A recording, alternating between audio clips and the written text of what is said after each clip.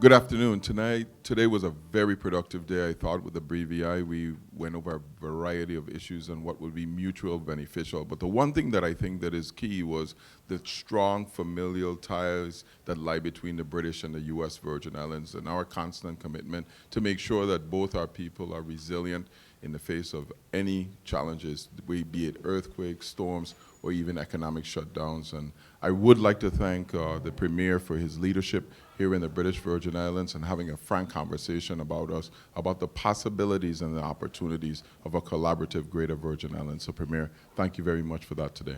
Yes, thank you. Well, I too want to thank Governor Brown Jr. for his team coming over. They've done an outstanding job. Most I want to thank them for revitalizing the Inter-Virgin Islands Council, which is the 8th meeting, which it was dormant for the last 3 years. So, Governor, I want to really thank you and your team for recognizing the importance as much as we have done on our end.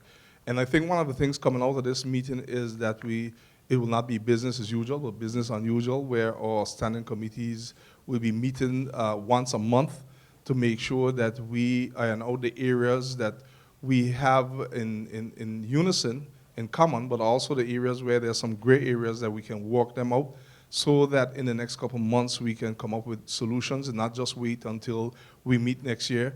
So there are a lot of areas, whether it be areas for us in terms of the musicians or in terms of how do we handle lowering food prices with them lobbying with us with some of the freight carriers, shipping companies.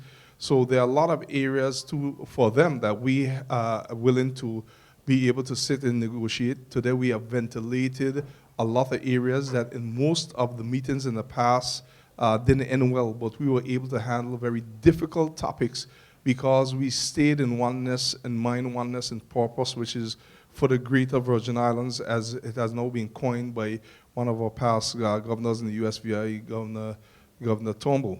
But now we have stated now that we want the Greater Virgin Islands, and we're going to work towards that. So I say to God be all the glory. It has been a great time, and I think that this is a step in a new direction. It's the 8th meeting, and 8 usually is a new beginning for the number of new beginnings. This is a new beginning for the Virgin Islands, both the U.S. and the BVI, and I'm looking forward to greater things to come.